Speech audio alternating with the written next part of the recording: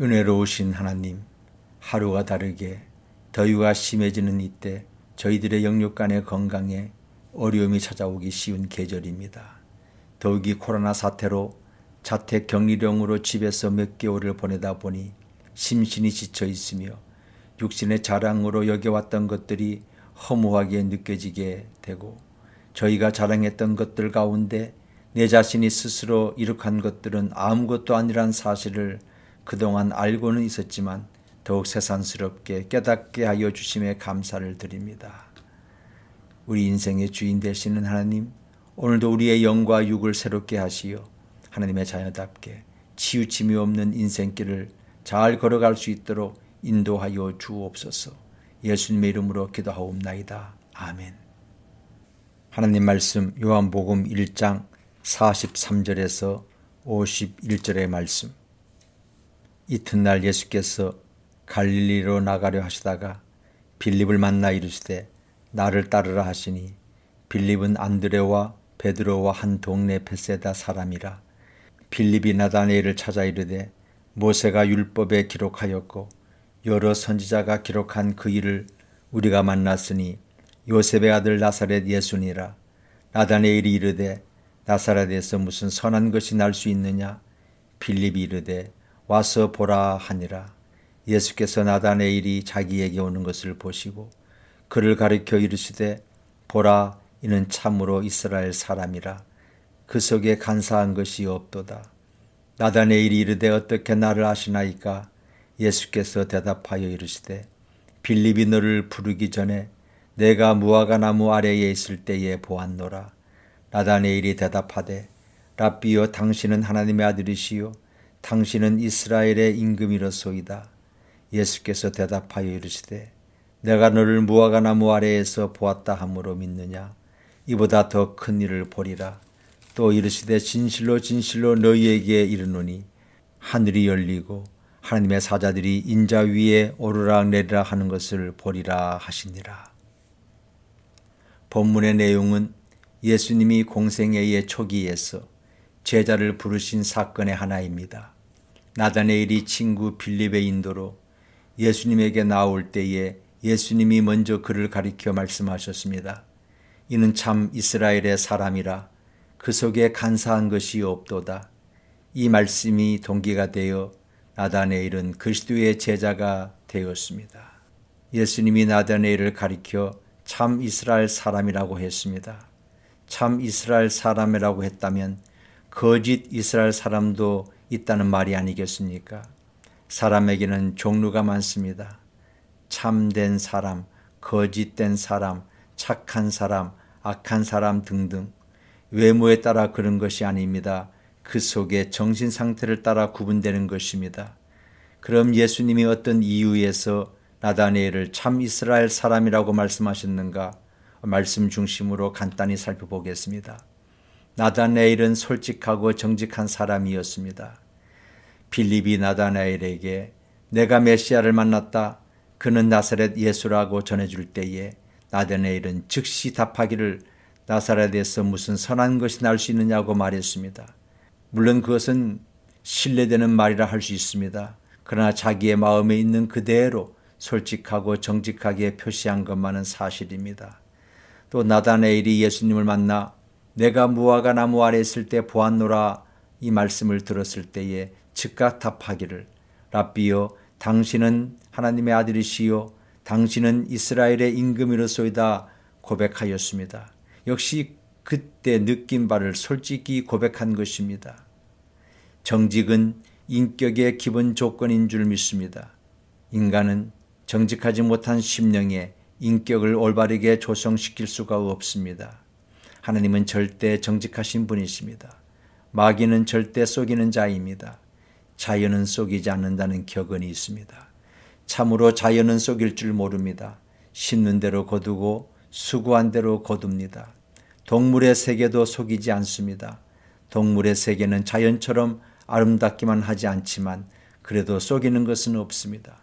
그런데 사람의 세계만은 속이는 것이 얼마나 많은지 모릅니다. 자연의 세계, 동물의 세계가 속이지 않는 것은 자연과 동물을 창조하신 하나님이 절대 정직하시기 때문입니다. 왜 이렇게 정직하지 못하는가? 그것은 아직까지 죄성이 남아있기 때문에 그렇습니다. 하나하나 그 죄성을 없애는 것이 바로 신앙생활입니다. 나다나엘은 참 관대한 사람입니다. 빌립이 나다나엘에게 예수가 메시아라고 전했을 때에 나다나엘은 나사렛 동리에서 무슨 좋은 것이 나겠느냐고 반대하였습니다. 그때 빌립은 가보자고 부탁했고 나다나엘은 즉시 빌립의 요청을 따라 같이 나갔습니다. 앞서가는 빌립과 뒤따라가는 나다나엘은 예수님에 대한 생각이 달랐습니다. 그러나 나다나엘은 자기의 생각과 다르지만 빌립을 따라 찾아갔습니다. 이것은 나다나엘의 관대한 정신이라고 말할 수 있겠습니다. 만약에 나다나엘이 아집에 사로잡혀 자기와 반대되는 세계에는 전혀 가보고 싶은 마음이 없었더라면 그는 예수를 만나지 못했을 것이고 예수의 제자도 될 수 없는 줄로 생각합니다. 하나님 믿는 사람들은 하나님처럼 관대하고 큰 도량을 가져야 되겠습니다. 나다나엘은 또 겸손한 사람이었습니다. 예수님께서 이는 참 이스라엘 사람이라 말씀하셨을 때에 그는 질문하기를 어떻게 나를 아시나이까 물었습니다. 그것은 작은 일로 보이나 그의 겸손한 자세를 가리킨다고 봅니다. 남에게 묻는 것이 쉽지 않습니다. 나다나엘은 서슴지 않고 예수님께 물었습니다. 어거스틴은 신앙자의 생활에 가장 중요한 것은 첫째도 겸손이요, 둘째도 겸손이요, 셋째도 겸손이라 했습니다. 하나님 앞에 우리의 은혜를 지속하는 방법은 겸손에 있는 것으로 압니다. 구약 성서에 보면 지극히 선한 왕이 마지막에 교만함으로 중벌을 받고 극히 악한 왕이 마지막에 겸손함으로 복을 받는 대조적인 사건들이 있습니다. 우리가 알기에 마귀는 본래 천사였습니다. 사탄은 천사장이었다고 합니다. 왜 천사장이 사탄이 되며 천사가 마귀가 되었는가? 교만 때문이었습니다. 천사장 루시퍼가 자기 위에 하나님의 보좌를 엿보다가 하나님께로부터 쫓겨나와 사탄이 되었다는 말입니다. 교만한 자는 하나님께로부터 쫓겨나와 사탄이 되었다는 말입니다. 교만한 자는 하나님께로부터 쫓김을 받습니다. 악한 왕 므낫세 왕이 있었습니다.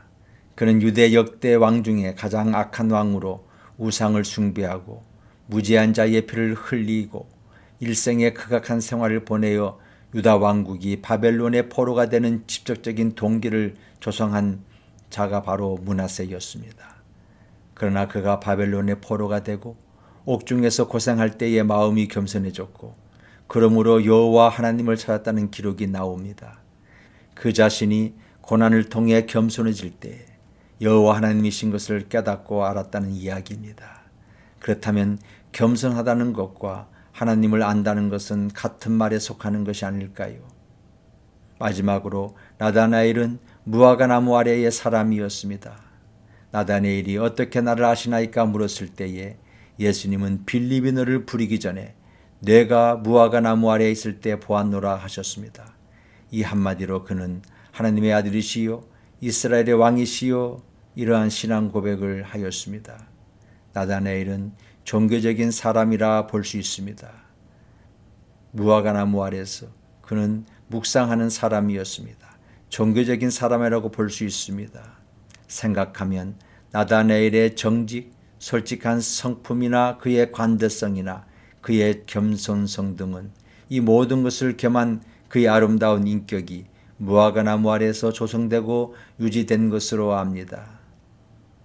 우리의 아름다운 성품은 한 번 가져 영원히 갖는 것이 아니고 부단한 유혹을 이기고 부단히 지켜나가는 노력이 필요합니다. 그 지키는 노력을 나다나엘은 무화과 나무 아래서 가졌던 것입니다. 하나님 앞에 부단히 기도하고 부단히 주의 은총을 대망하는 가운데 정직지 못한 유혹을 극복하여 정직성을 유지할 수 있습니다. 조급하고 좁은 시험을 극복하여 관대성을 유지할 수 있습니다. 교만해질 수 있는 시험을 극복하여 겸손성을 유지할 수 있습니다. 우리의 무화과 나무는 어디입니까?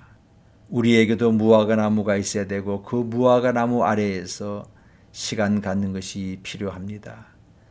토마스 아켄피스가 지은 책이 있습니다. 그리스도를 본받아. 여기에 이러한 구절이 나옵니다. 밖에서 들려오는 사람의 소리를 듣지 않고 마음속에 울려오는 하나님의 음성을 듣는 자, 그는 복 있는 자로다. 우리 다 같이 예수님이 인정하시는 참 사람, 참 그리스도인이 되십시다.